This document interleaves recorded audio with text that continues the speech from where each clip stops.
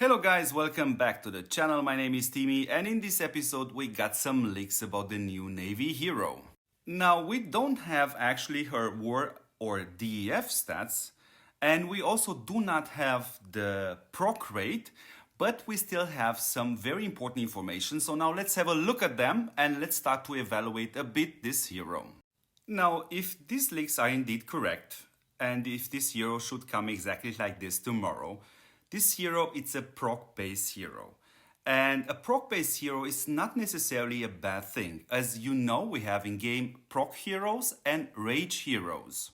What I'm trying to say right here is actually you need a bit of luck to get as many procs as possible and of course as soon as possible. A proc hero has actually two enemies in this game, if we can call it this way. One is having enough luck to proc, and especially to proc when is needed, especially at the beginning of the battle. And the second enemy a proc hero has in this game is actually these heroes which can silence them. On the other hand, a rage-based hero has actually three opponents in this game, one being a hero which can silence him, the other one being this guy right here, and the other one being this item right here. So this Optimus and the Jammer actually reduces the chances, reduces the way they rebuild the rage. Now I know we all expected a very hard-hitting hero, and we got this. Now you don't have to be a genius and you don't have to play the game actually for 2 years in order to figure this one out. This is a replacement for you or for Enrius. But let's have a closer look. What does that mean? Now let's take the easy one first. Let's compare her to you. The main issue for this hero, you, is actually this random amount of rage she starts with and the amount of rage she actually gets after she casts her skill. Now there are days and there are cases in which you performs absolutely beautiful. But there are many cases in which you performs absolutely very bad because you have no luck getting enough rage to cast a skill. When we compare this new hero Layla with Enrius, for example, then we see that Enrius actually is better than you. She is more stable. But the main issue is the fact her level 7 skill. So you theoretically need that level 7 in order to perform very well. And this is a huge handicap for this hero.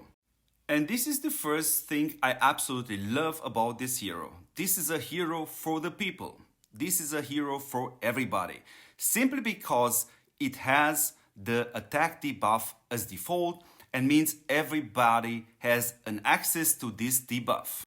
Second thing we notice about this hero, Layla, is actually that she is more or less like the sister of Shinji, having this indestructible buff, which is absolutely fantastic and the best thing you can use actually in game right now when it comes down from the defense buffing point of view.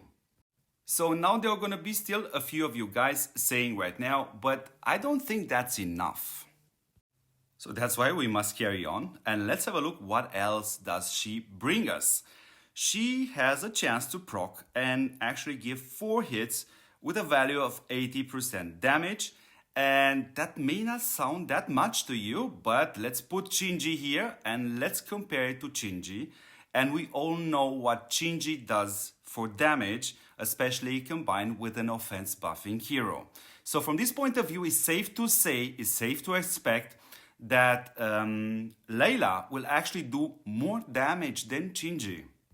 So not only that, seeing how much damage Shinji does, especially with an offense buffing hero, it's safe to say that she is to be expected to actually do even more damage than Shinji with an offense buffing hero, which is in a case, of course, Kotia is the best one in the game, but sure is going to work with Nemo or Balos or whatever.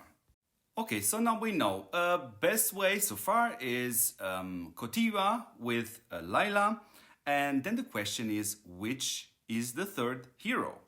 And the question is actually pretty simple. It's actually Mr. Sea-Spray. So why is that? If we have a closer look at his skill, we're gonna see, especially the last line, If the skill is triggered by a naval unit, it will trigger automatically the target which is actually has a attack debuff on it.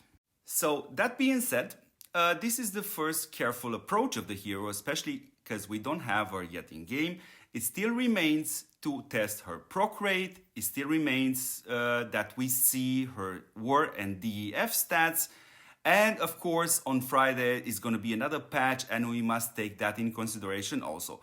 But that being said, I hope you guys enjoyed the video. I hope you guys are as hyped as I am. And I will see you tomorrow. And as always, you're gonna get 1 or 2 hours after the reset, you're gonna get the first reports of this new hero called Layla at 5 stars with level 5 skill.